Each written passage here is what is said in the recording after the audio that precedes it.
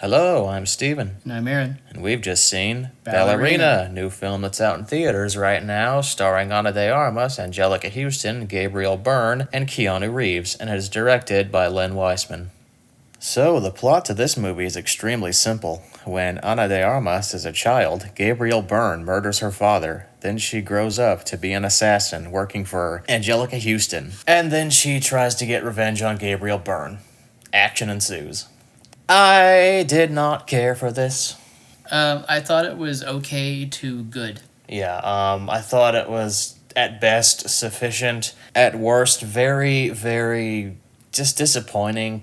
I'll tell you the problem with this movie is that it lacks the escalation of the other films in this series, these John Wick movies. Every single John Wick movie is very good at escalating the tension or the plot or the threat or making you feel like a story, as thin as it is unfolding. This film feels very random at times. Like, the main character, Eve, will go into a building, and then she'll just be, immediately attacked by soldiers. He'll just barge into the room and start shooting. There's not really that feeling of going into the room, and then the threat slowly starts to creep up until it crescendos into violence. Yeah, it's essentially kind of like a mystery movie where she knows that the bad guys and the people that killed her father are part of some kind of cult because they all have this wrist brand, and she's trying to uncover who these people are, who do they work for, if they work for anybody, why do they do what they do.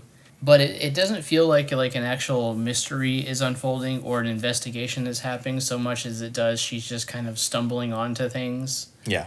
And then an action set piece will take place because it kind of has to. Yeah, everything feels obligatory. Yeah, I feel like the story that they went with was very generic and stock, but the sad thing is they had a potentially interesting scenario they could have gone with. Here it's just a stock, you killed my father, I want revenge. But there's this interesting idea that they should have paid more service to, where Ana de Armas' character Eve is taken in by Angelica Houston as a child and indoctrinated into this hitman lifestyle. I thought it would have been far more interesting if when Ana de Armas grows up and she's an adult, she is tasked with indoctrinating kids herself, and that becomes a moral conflict for her. She develops a bond with them and is okay, I don't think I want to do this. So she basically betrays whatever Angelica Houston's organization, as you said it earlier. Yeah. And then takes matters into her own hands and tries to save these kids. And I don't know, maybe one of them dies and that puts her on the path of violence. I don't like to rewrite the movie, but that seriously sounded like a much more interesting idea, because they do very briefly touch upon that with the Chancellor, Gabriel Byrne's character, trying to indoctrinate this little girl. Yeah, because you do kind of learn that this cult is basically a known entity, and that they are tolerated and allowed to do what they do, essentially. We don't mess with you and you don't mess with us. But she has a personal vendetta against them, so she kind of has to go outside the lines to exact her revenge, so she kind of draws the ire of both sides. It feels very John Wick 1, but also John Wick, I can't remember which one it is, the second one, when everybody's after John Wick. But yeah, I also felt the movie was a little bit more fresh and fun in kind of the first half, when it was really her training and going on simple protection missions, kind of learning the ropes and gaining notoriety and honing her skills. There's one scene that was kind of cool where we cut to Eve after a mission has been done. She's looking in the mirror. She's got some glass in her shoulder. She's bleeding. And then she walks out of the room, and you see all the bodies that she has laid waste to and on her way inside. And then she walks down the stairs, and you see all the destruction that she caused going in, but you didn't actually see it. Yeah, that was neat. It's played for a joke, and it's almost like a John Wick action scene in reverse, where you the carnage has already happened, and you're slowly kind of unraveling what took place. Yeah, that was a pretty fun way to do it. It felt like something I hadn't seen before in one of these films. Yeah, and they do like the club action scene. Yeah, 'cause you have to have one. there's an obligatory neon lit club scene in every single one of these movies. That's the other thing. One of the major selling points of these films, of course, is the action, and I found it a little disappointing in here. The John Wick movies, the camera is always like it's a wide shot, and the camera follows John as he like takes out all of his enemies. Here, there's a lot more quick cutting and close ups. Yeah, I think this movie had a little bit of production issues. I want to say like they had to bring in, I think his name's Chad Stahelski, to kind of basically take over directing duties, or at least help with some of the fight sequences and stuff like that. Mm. And that was kind of another thing about this movie, is that it felt like maybe the story wasn't working, so they possibly brought him in to pump up the action to kind of make it play better. Because the story, like I said, it doesn't feel like it unfolds so much as it just kind of like randomly happens until it stops happening. It feels like a series of action scenes strung together with like little pieces of dialogue here and there. The thinnest of plots. It almost felt like a video game. The John Wick movies are have never been known for their crazy in-depth plots or character development or stories or anything like that. But it is, like you said, there is that kind of sense of escalation, and things keep building and keep building and keep building until it reaches like kind of a... And the Wick movies are also really good about expanding the lore with every successive title. And John Wick 1, it's great the way it unfolds. Like, you got this guy named John Wick. You don't exactly know what his occupation is or what he did, but he's got this dead wife, and she left behind this little puppy for him to love, and then the puppy is killed. And then that leads to the revelation of, oh, he's this crazy hitman who's like legendary in this criminal underworld, the Baba Yaga. And he's not someone you want to mess with. And then we see that play out, like escalation. And then you learn about John Wick both through the action, but also the way other characters talk about him. Yeah. And he was somebody who got out and who was living a normal life, and then some punk kid went and messed with the wrong guy. So much so that even the villain is like, you stupid moron, like, what have you done? Do you realize that you've pissed off the worst possible man that you could have? Yeah, and it's kind of a shame because, Ana de Armas does the most she can with what little she's given. For like as much as the story and the writing kind of lets her down, I think she's really good in this movie, and I think she's a really great fit for this kind of role. Yeah, the only thing that really made me kind of interested in this film is that she had a fun little role in No Time to Die, where she played this, kind of clumsy, fun character who was also capable of great destruction when she was put into physical combat. And I thought, okay, well, this is the closest thing we'll get to a spin-off of that, so... Yeah, that's true. She was really good in that, and it is nice to see her here. Like I said, she does really good with the material, and it's clear that she's put in the work to kind of like do the action. And for not being as precise and not as well put together and as interesting to look at as the Wick movies, I do think the action is pretty good, and they do find some clever and new things to do here and there. There were a few moments that did stand out to me. I did like the little section with the hand grenades. Yeah, she's very resourceful in this, and that's something I do like is figuring out ways to use anything in the room. Yeah, that is an interesting character trait, kind of like Rorschach, just the master of improvised weaponry, Rorschach from Watchmen. And the other section was like there's an amusing fight revolving around these plates, like these china plates in a restaurant.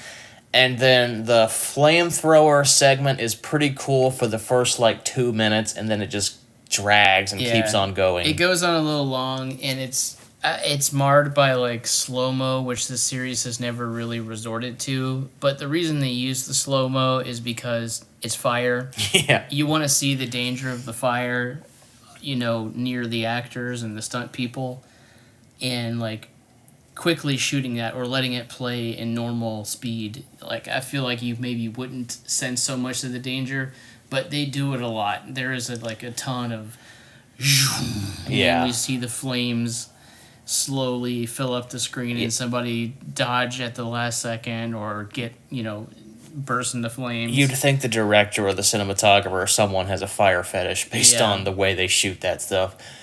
Villain is a complete disappointment. The villain is the worst thing I think about the movie. First of all, when he first showed up on screen at the beginning of the movie, it's in a flashback scene where he kills Ana de Armas, his father, when she's a little girl. When he first showed up, I thought, is that supposed to be Winston? Is that supposed to be young Winston? Why does he look 2 years younger than Ian McShane? But no, it turned out it's this other character entirely. And I did not recognize that was Gabriel Byrne, which is crazy. He looked old as the hills in Hereditary, but I instantly recognized him. I had no idea who this man was until the credits rolled. Yeah, he doesn't get like very much development, and he feels very cartoony here. He's shockingly dull for such a good actor. Yeah, I do like kind of the idea of this weird cult that's also like one big family living in, well, I guess I won't say where, but what you kind of like learn about him and the people that he employs is actually pretty interesting. And there are some twists and turns involving Eve that turn up in the third act that are kind of, again, just underdeveloped and not fleshed out enough. And as soon as you learn them, it's kind of like, oh, we're done with that, moving on to the next thing. Yeah, I already kind of forgot them but until you brought them up just now. It's like, oh, that's how little of an impression that twist made on me. And the villains in this series have been like hit or miss. Yeah, it seems like the until this one, all of the odd numbered movies had solid villains. You had Viggo Tarasov, played by Mikkel Nyqvist in 1. That was good. And then I have no idea what the villain's name is in 2. I've seen it a couple times. I refuse to look it up. That guy was so boring. And in 3, you had the Adjudicator, who was awesome. Yeah. And then in 4, you had Bill Skarsgård, who I don't think was very good in that movie. He was totally miscast. I like the idea of the character more than the character itself. And then this is an odd-numbered one, so this should have been good, but no, it's a flat line. Yeah, and again, I kind of like the idea of it, and I like the concept and where they could go with it, but it just ends up not really going anywhere, and it becomes kind of a, it's Bowser sitting on top of the castle while Eve mows through all the Koopas. Yeah. And if you've seen the trailer, it's no spoiler that John Wick is in fact in this movie, and he is not particularly well integrated into the story. Not really. Yeah, he's essentially kind of shoehorned in here. I do like the way he's used in the second half of the movie, kind of near the third act. Just because it kind of reinforces that idea that he's just kind of an unstoppable killing machine. Mm-hmm. Like I said earlier, Eve catches the ire of these two clans, and John Wick's kind of the guy who you send to solve problems. Yeah. So the way he kind of collides with our main story, I did like the way that was handled, and he doesn't take over the movie, which is also another good thing. Thankfully. I found it just very questionable that between movies or during movies, John Wick just went on this little side quest. Yeah.